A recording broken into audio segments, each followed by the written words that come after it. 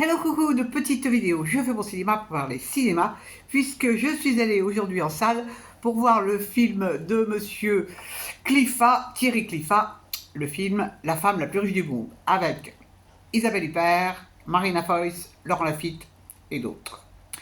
Je vous débriefe très vite fait l'histoire. En fait, il s'agit, avec quelques petits aménagements pour modérer les susceptibilités, il s'agit d'une aventure qui est arrivée à Madame Bettencourt, la grande prêtresse de L'Oréal, plus de 80 000 employés quand même. Et donc, cette femme qui est une femme d'affaires, dans le film, elle est plus jeune que dans la réalité quand ça lui est arrivé. Hein. Bon, alors elle est intelligente, elle sait gérer. Et donc elle va rencontrer, lors d'une séance photo, un monsieur très, très sympathique, soi-disant écrivain, photographe, il a plein d'idées, il ne s'intéresse pas aux femmes, il est homosexuel, il a un bon ami d'ailleurs qui s'appelle Raphaël, et donc ils vont sympathiser. Mais alors sympathiser, c'est qu'elle va plus pouvoir se passer de lui. Ça devient son pote, son copain, son confident. Et donc, c'est même à la limite, elle est amoureuse d'un certain amour, parce que c'est une femme qui est très dure au niveau sentiment.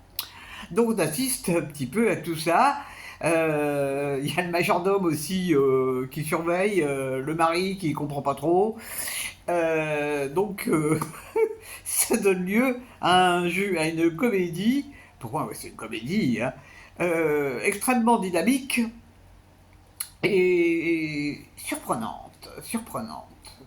Je ne vous dévoile pas la fin, tout le monde la connaît, ça s'est terminé par un procès, Mme Bettencourt elle est morte, et c'est sa fille qui avait engagé un procès contre le monsieur en question pour abus de faiblesse. Qu'est-ce que j'ai pensé de ce film? Bon, ça m'a plu, d'abord parce que les acteurs sont incroyables. Alors, Isabelle Huppert, elle est dingue. Je n'aime pas Laurent Lafitte, mais je reconnais que là, il est formidable. Quant à Marina Foïs, elle la joue très discrète dans ce film, c'est très curieux. Elle a très bien adopté le style de cette femme qui agissait par derrière. Et ce que j'ai trouvé incroyable, c'est que dans ce film, ça ne parle que de fric, de fric, de fric. Drôle de monde, drôle de monde. Alors on y apprend aussi que la famille Bettencourt n'a pas été terrible pendant la guerre, un petit peu antisémite sur les bords. Ça va se savoir d'ailleurs au fur et à mesure. Mais c'est surtout je n'arrive pas à réaliser que cette femme, elle ait pu avoir elle devait drôlement se faire suer dans la vie, pour avoir des affinités avec le monsieur en question, là, ce jeune monsieur, parce qu'il a tout ce que je peux tout ce qu'on peut détester. Il est vulgaire, il est grossier, il est sans gêne. Bon, c'est un escroc en plus, il lui pique un pognon monstre. Mais il est abominable. Alors Lafitte le joue très très bien, vraiment. Et l'autre, Mme Bettencourt, elle est complètement baba devant ce mec, elle est addicte. Bon, elle est complètement sous emprise. Alors, je sais pas si bon, j'ai cru comprendre qu'elle prenait des médicaments quand même à l'époque. C'est incroyable. Comment ce mec a pu la rouler dans la farine, mais c'est fou. C'est fou, c'est fou. Heureusement que la fille était là. Hein. Mais il y a une chose qui m'a amusé, qui m'a fait quand même grincer des dents, parce que alors, entre les deux femmes, entre la mère et la fille, on sent bien qu'il y a quelque chose. D'ailleurs, Marina Foïs dit à sa mère à un certain moment tu n'aimes pas mon mari, sachant qu'elle a épousé un monsieur qui était juif.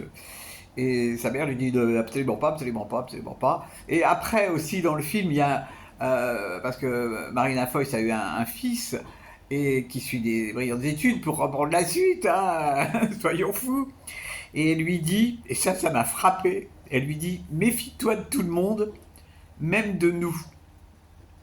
Il faut même se méfier de sa famille. Ah, secours. Au secours, au secours. Enfin, toujours est-il que au niveau cinéma, au niveau film, bon, c'est sympa, c'est sympa. C'est pas un grand film, mais c'est pas grave. C'est un petit peu long, hein, ça dure 2 heures, mais c'est un numéro d'acteur, quoi. C'est un numéro d'acteur. La fille, il est délirant, hein. Délirant, complètement délirant. Isabelle Huppert, elle est magnifique. Hein. Qu'est-ce qu'elle est belle. Je ne sais pas quelle âge elle n'est pas toute jeune, elle doit être refaite de partout. Mais c'est pas grave, elle est magnifique. Et puis, quelle actrice. Vraiment, ce, ce film vaut la peine. Bon, l'histoire, milliardaire, c'est comme ça. Mais ça vaut la peine pour les acteurs. Vraiment, chapeau, chapeau, chapeau.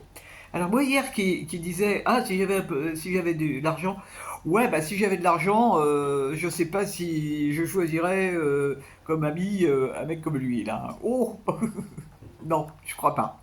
Bon peu importe, j'ai pas de problème de ce côté-là, je n'ai pas d'argent donc tout va bien.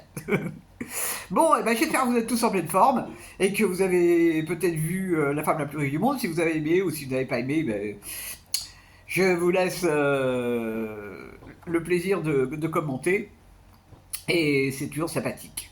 Voilà, voilà, je vous dis salut, salut, à la prochaine. Ça sera pas pour demain, ça sera pour vendredi, pour parler cinéma ou autre, parce que demain j'ai une petite réunion, donc ça donnera peut-être matière. Salut, salut.